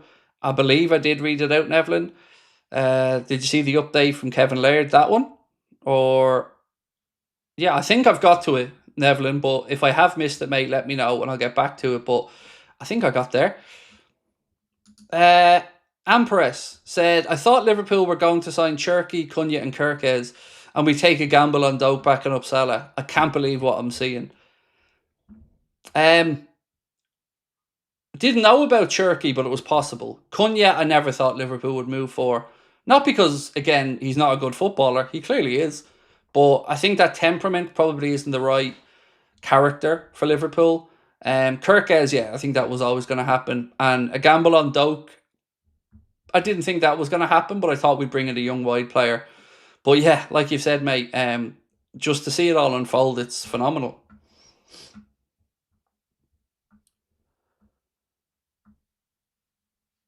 So people need to realise the PSR window closed on June 30th. We're in the new window. Sort of what you've said, sort of right. So it's a continuous 3-year cycle, and we're into a new cycle now. And every club can afford to lose 105 million, or can get away with losing 105 million over those 3 years. And like you've said, because of our good work in the past, we've loads of wiggle room there. So, yay us. What percentage are you with Isak? Again, it just comes down to Newcastle's willingness to sell for me, mate. If they're willing to sell, I'm at 100% nearly if they're willing to sell. I just don't know if they're willing to sell to us or not. Is this really happening? Said David Douglas. It's certainly looking that way, mate. It's not. Don't rule that out. Ty Nichols, thank you. Appreciate that. What happens to Szoboszlai now? How does he play and where? So there's no doubt bringing in Florian Wirtz is up the ante a little bit for Dom, but Florian can't play every game. So we're going to need two great players in every position. And depending on how Arne sets up, if it's a 4-2-3-1, there's going to be space for Szoboszlai. And I really loved his comments that he said, I'm not giving up my jersey, I'm not giving up my spot. And he's going to compete. That's what I want to hear. That's what we should be looking forward to hearing. And I think Dom is a really good player, especially with the really good work he puts in defensively as well. I think there'll be a way to keep them all happy. And I think depending on the opposition we're playing, how the game is going, you'll see Dominic Szoboszlai probably operate in 3 or 4 different positions this season. 10L said, let's offer a trade in Núñez for Isak and 90 million. Again, though, we have to assume Núñez is open to any move, or any player that we're talking about involving like this. And you also would wonder, would Liverpool want to move him on to another Premier League club? Nothing against Newcastle as the club, but there's lots of things I can't answer there. But I think whoever puts the first £70 million down on the table will get Liverpool's attention with Darwin. Dan said, hi Craig, hope you're good. Isak, I'm buzzing. Sorry I haven't been on. Me missus had a miscarriage at 18 weeks. Oh, I'm so sorry, Dan. I'm really sorry, mate. That's incredibly tough. I remember at one point when my wife was pregnant with our first child, we thought there was a chance that it was an ectopic pregnancy. And I remember the fear that we went through. I also know that my own mother had multiple miscarriages before I was born, and I'm an only child. And she had to have her womb stitched to carry me. So I can only imagine the pain you're both feeling. Please give her a hug from all of us, mate. And if you need that, and Dan, reach out. If you need me to have a chat, a laugh, whatever, man. I'm so sorry. So sorry, mate, to hear that. Are we being greedy in the market? United tears. Yeah, we're being a little bit greedy, Evelyn, but that's okay. That's okay. Nothing wrong with a bit of greed every now and again. But yeah, Dan, again, to go back to your comment, mate, sincerely, I hope you're okay. And I hope your missus is okay as well, mate. As okay as can be. There's nothing, I could tell you life throws these things at us for a reason, but truth is, mate, I don't know. But I can imagine the pain you're feeling. I'm sorry. Do you think the club will want to include 1 or 2 players in the Isak deal? What do you think they take? That'll come down to Newcastle and any potential players involved in the deal. So, if players were open to Newcastle and Newcastle were open to bringing in these players, never rule out anything, mate. But I think the offer from Liverpool initially is going to be a straight cash one, or a straight money one. And if Newcastle are open to a player, well, of course, they have to talk to the player about that as well. So let's talk about Elliott as an example. Harvey will probably have his pick of 10 very good clubs. And I don't think I'm overstating that. I think 10's probably understating it. We know Brighton were interested. We know Villa were interested. We know Newcastle had an interest. West Ham very interested. Couple of Bundesliga clubs. But if I was in Harvey Elliott's position, I'd like the idea of going to play for Newcastle from Liverpool, because I think he would resonate with the fans. I think they'd love him. And I think he's the type of player that would flourish up there in a Newcastle shirt under Eddie Howe as well. So everything's possible, but it depends on the players as well and what they want to do. Cyrus said, anybody else think Trent already regrets leaving? Dude's going to be feeding Jude grapes in his hospital bed at Isak's transfer breaks the internet. I've always said the same thing, Cyrus.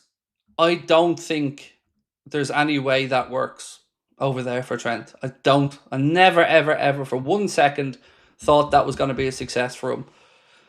And not only because of the way the Real Madrid fans are, but I knew as soon as he made one mistake, the Carvajal shout to be out in force, and he backed himself to go over there and win a Ballon d'Or.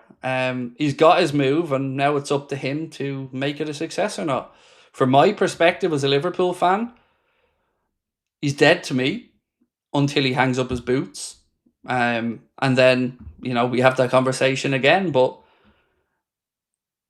I don't give the man a second's thought because he chose to leave the club. And I chose not to belittle him, but I chose to just ignore his existence, really. Jack Boland said, hi Craig, rank the signings, Ekitike, Wirtz, Frimpong, Kirkes.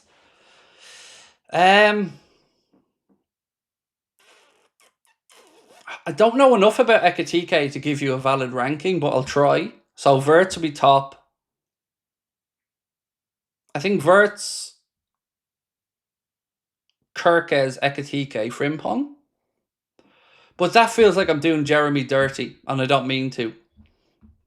So let me just put it another way, Jack.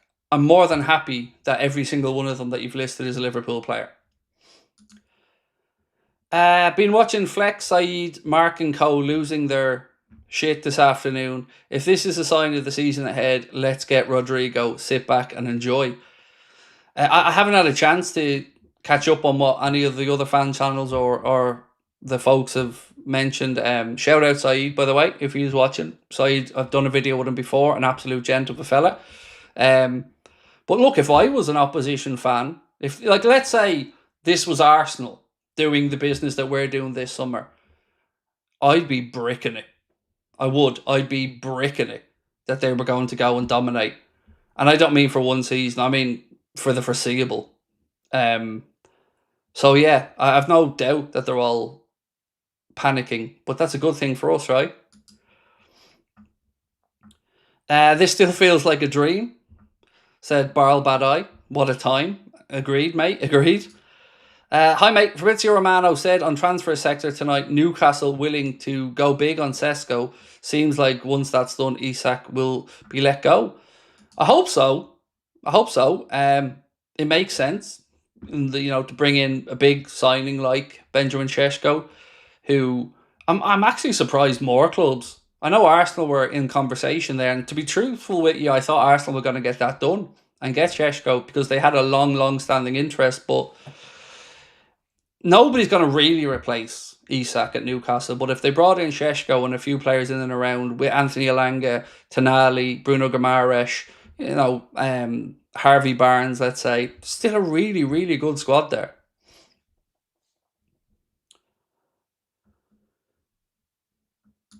Road Rash said they could have had Ekitike, but probably have Jackson.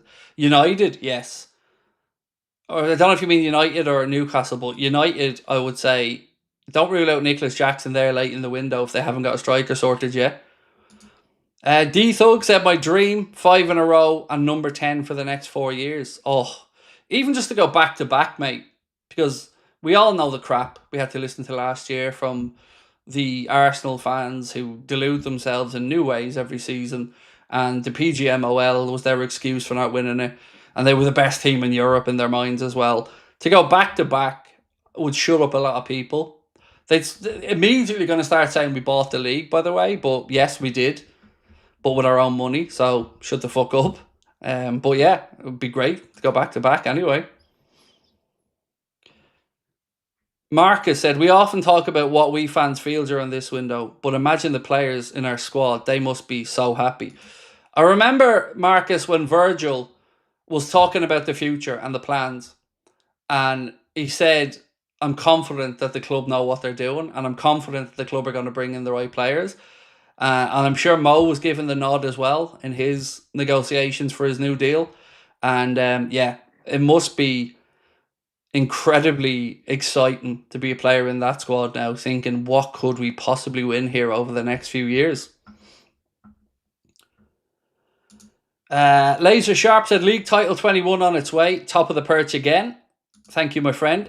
Joy, how are we, Joy? So great work, Craig. What's your trophy expectation next season? One of the big ones, at a minimum, Joy.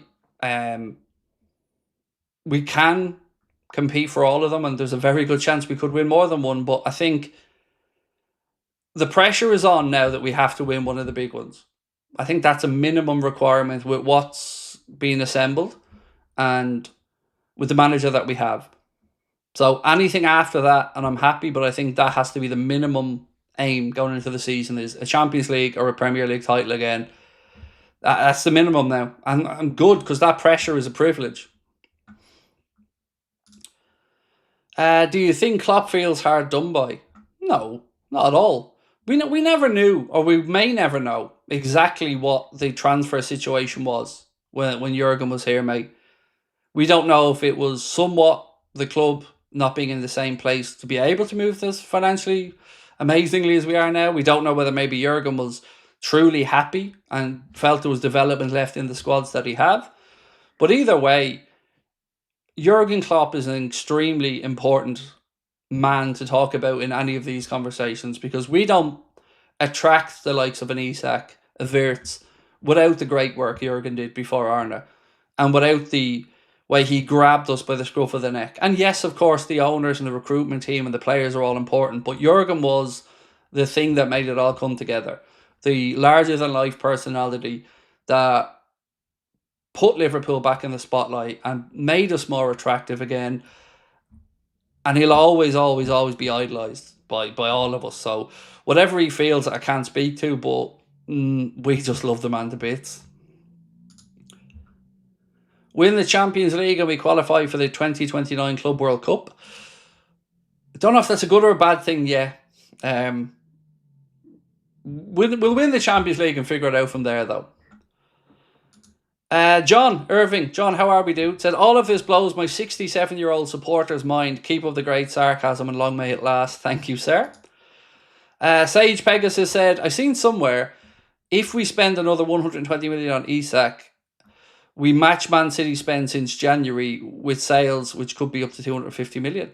Yeah, people are sleeping on that money that they spent in January, because right now we haven't even spent as much money as they have this calendar year.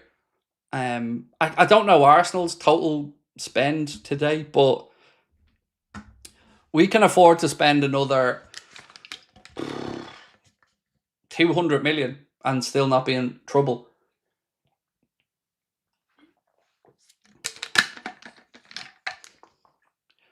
Right, let's keep going. This one from Sam said, I can't wait, Craig. I wish I could fast forward to the end of the window and start of the season now. Oh, can I ask you all a favour while we still have over 5,000 people in the chat? If you haven't subscribed to the Anfield Agenda Clips channel, you can see the QR code in the bottom right corner of the screen. Please do check it out. It gives us all, Connor puts up all the best bits from our longer content in little 4 to 8 minute chunks. So if you could help us out, my dream is to get us a silver play button for 100,000 subscribers on our Clips channel. So we'd have one for the main channel and the Clips channel. I don't think we're ever going to get the gold one. I don't think this channel will ever get to 1 million. But if we could have that dream come true to get the silver play button for the Clips channel, that would be incredible. So if you can, please do drop a sub on that one. And Connor's done some great work over there as well. This one from Jack. Hi, Craig. How much do you think max for Isak is? I don't think we get to the 150 number that lots of people are talking about. I think the 130 to the 150 is probably possible. I want to just go back, and a few more super chats to get through, but I want to go back to talk about the Diaz situation for a second, because I haven't really had a chance to talk about it enough tonight, but there was a very interesting bit of news out earlier on this. So, Alto Belli said, Bayern Munich aren't willing to go as high as €80 million for Luis Diaz. Their internal threshold for Diaz is around €75 million. A sell-on clause is being discussed, so Liverpool benefits if he's sold to Saudi Arabia later. Bayern are optimistic a deal will be done in 7 to 10 days. That's a very interesting bit of information because, yes, maybe they don't get to the number Liverpool want now, but a sell-on clause on Diaz for a potential move to Saudi, that makes a lot of sense. This also in from James Pearce. Trainioni and Rion Yamoha have impressed staff with their attitude and application as well as their technical ability. Good. They're both brilliant players. Stephen Shupping said, "Hi Craig, hope you're well. It's been a while. I've been working so much. The Hugo news was massive on the agreement. If we signed Isak, could we also afford Rodrigo?" It depends on sales, probably. Theoretically, yes, Stephen, but I don't know. Something about the Rodrigo signing just never felt, even though the links are credible, it's just never felt like it was going to happen to me. But let's wait and see. Do you think we could get Rodrigo and Isak and still will we have the money? Said Aaron. I think it's possible. If Liverpool really wanted it to happen, yes, it's possible. But I just wonder, if we're to revisit a wide player, would it be more Malik Fofana? Because the fee was probably still going to be significant at about €60 million. But I would imagine the wage bill would be greatly reduced from the likes of a Malik Fofana to, let's say, what Rodrigo would look for. Again, I don't want to throw numbers around, but I would say you could get Fofana in for about 80 grand a week, something like that. The Detective said, "Always a great show, Craig. We definitely need options to give Verge a break. He's getting on in years or in age, and to keep his performance levels high, standard, we need some decent cover." I agree. I really do. Hi, Craig. If you get Isak, we win the Prem. And did you see the other super chat? Don't know, Dan. As I said, I've been playing catch up all night, mate, and I think I've read through every one because I've been trying to meticulously go through them. Oh, yes, I did, Dan. Sorry. I know you put that in, by the way, before I got there, mate. But yes, again, I'm terribly sorry with what happened with your missus, mate. And yeah, sending love. Righteous Gamer said, "If we sign Isak and a centre-back, surely Gakpo would be good enough to run the wing all season, as he likes to cut in on his right foot." And young Rio. Don't forget Rio was an option there as well, Righteous Gamer. So yeah, look, Gakpo is versatile as well, like you've said. Jesper said, "This Isak deal is very Bayern Munich-esque." Is it? Sorry, I'm not trying to be a dick. I don't know. As in trying to just buy the best from the league. Is that what you mean? I think that's probably what you mean, in which case, Jesper, yes, I agree. It is going in and picking the best talent from the league, if that's what you mean. Once Orny dropped it, I knew it was getting real, said Skyro. Yeah, same. When I seen that Isak wanted Liverpool, that was the same. My attention was grasped. SG said, "Gay, next, number 21 incoming. Thank you, mate, for being a member with us as well." George said, "Does it bother anyone that we're now seen as hypocrites for criticising City spending while doing the same?" No, because our spending comes from ourselves and what we generated. Again, I keep saying this, and this isn't aimed at you, George, but when we have the Manchester City conversation, the problem isn't are they generating a load of dough now to spend. The problem is how they got to this place. How they got to become the Manchester City that Pep Guardiola was at with the players around him. I don't think anybody thinks they're not generating a load of dough now, but it's how they got there and the questionable antics that were uncovered that I think is the problem. So no, it doesn't bother me because I know the money that's been spent is money that we've generated. Neville said, "FSG out, standing. Well played, sir." BI Joker said, "Anybody think Liverpool could offer Nunes and Elliott trade for Isak?" Again, like I've mentioned a few times, I think it just comes down to what the players want as well. And of course, what Newcastle would be wanting. 1st of August, Isak advertises the new jersey, said Kylie. Oh, that would be incredible. Can you imagine how many shirt sales they're going to have with the Adidas stuff. So you've got Wirtz in, you've got Frimpong, you've got Kirkes, we've got Ekatike, and now potentially the likes of Isak as well. It's insanity. Adidas are gonna, well, they're gonna see a lot of shirts. They better have a shitload of shirts ready to go. Jer said, finally joined the Agenda family. Love the show. One word answer, mate. Do we get Isak? Yes or no? Yes. If you force me to a one word answer, Jer, I'm going to say yes, because I'm more yes than no at this point. 1-2 said 4-2, 4-3-1-2. Wirtz behind Isak and Ekatike during the AFCON. Yeah, we certainly need to keep our minds on how we're going to line up, and I think between Szoboszlai and Frimpong, I thought it was really telling 1-2 that Frimpong was playing very advanced in the second half against Stoke, even with Bradley still on the pitch. David said, what will Trent be thinking seeing all this? Who cares? Respectfully, who cares what he thinks? He left, his choice. McAllister wins it back in midfield to Wirtz wide to Mo Salah. He crosses all the way to Ekatike on the left. Drop it to Isak. Isak scores. What a time to be a Liverpool fan. I agree, Itachi. Kieran said, hi Craig, don't know if you read my message already, but Szoboszlai, where does he stand this season? I did go through it, mate, and again, I'm playing catch up on Super Chats tonight, so I do apologise. There's just been more than any other night, really, and I'm still playing catch up now. But he'll get minutes. I don't think we need to worry. He's good enough, the manager trusts him, and there's going to be enough games. It's about keeping everybody at the right level as well and managing their fitness. I think people are sleeping on PSG. They can easily join the race, and Newcastle would want to sell to them. They could, Nimrod, absolutely. They were talked about with Rodrigo as well. Their name was in the mix for him, and like I said, when that news came up, maybe. But I don't know of any interest from PSG, so I don't know if there's anything to be worried about. And also, Liverpool have done a lot of groundwork with Alexander Isak. Chris Smith said, hey Craig, I always agree with your views. Having the club's best interests, i.e. wages, fees paid, and not keen on signing players 26 plus years. Were you an old school champ man player like myself? Championship manager? Not really, no. I never really got into those type of games. I was more into like sensible soccer and FIFA and stuff when I played computer games, but yeah, never really. I don't have the patience for stuff that I can't be playing all the time, and I'm not clever enough either for those type of games. Watching this team show ambition and doing whatever they can to improve this summer has been such a pleasure to witness. Like we've been saying, Craig, big boy club doing big boy things.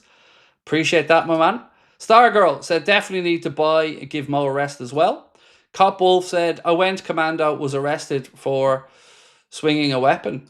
Well, no fear of that happening for me, mate. No fear of that happening for me. A weapon of minimal destruction would be a better way of describing it.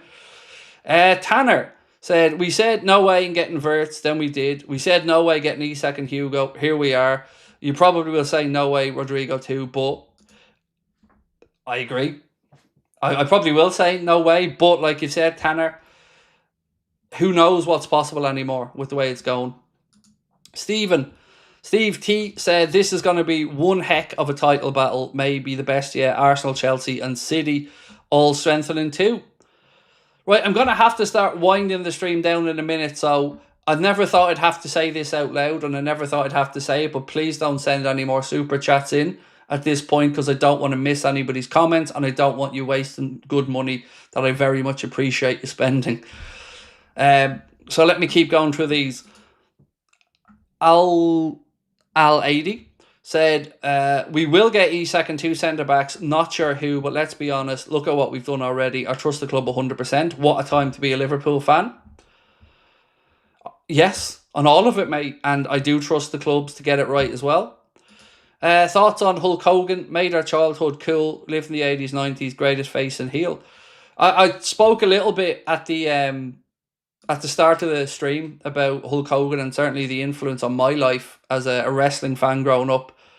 And there was no doubt that he is the most, what's the word I'm looking for here? Recognizable face of wrestling entertainment in the history of it. So, yeah, sad to hear of his passing today. Rabadan said, Toon fans seem to start realising how much they actually can improve on their team with an Isak sale. Visa Sheshko. Yep. I said it a week ago, mate, and I think they couldn't see past the anger. And I tried to genuinely say to them, I think it's the right thing for you to do. Callum said, I'm a bit worried about the centre-back position. I don't think you need to be, mate. I think it will be sorted out. Now, you're right to say you're concerned about it right now because as it sits, yes, we're light. But I do think the club know that and will address it.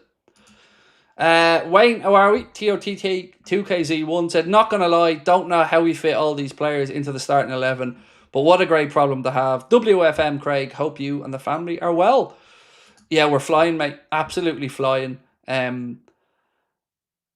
Incredible. Just so much good stuff to talk about. And I will be recording an update video in a few minutes because there's about 10 messages in my inbox that I haven't gotten to yet. It might be out at about 10 past 11 tonight because we've gone a little bit later. But I will be recording an update to go through all the very latest and it'll be out in about 2025. 2 more to go. Laser Sharp said, Slot saw how PSG dominated us last season. This squad will turn the tables if we meet them again in the Champions League. I agree. That PSG team were a beast and certainly the best team we played all season. And the energy levels, the pressing and the work off the ball was really, really clear to see from them. And I think keeping these guys at their very best level, the Soboslais, the Wirtz, is going to take some rotation. And if we can keep them at that top level, I don't think many will be able to live with us. And Dylan Bossman, thank you as well, mate, for your comment. I've managed to get through them all, ladies and gentlemen, and thank you so much for all of you who joined us. If you want to sign up to our WhatsApp group, scan that QR code that's on the screen right there now. And again, like I've mentioned, if you want to make my dreams come true, to get that silver play button for the Clips channel, go across, search Anfield Agenda Clips, or scan the QR code in the bottom corner. If we can get that to 100,000, I will be a very, very happy man, because I don't think we're going to get to 1 million on here. But who knows? Who knows? Right, I'm off to record the update. Thank you, thank you, thank you for another incredible night. It was so much fun. Love you all to bits. We'll see you tomorrow. Much love. Bye-bye.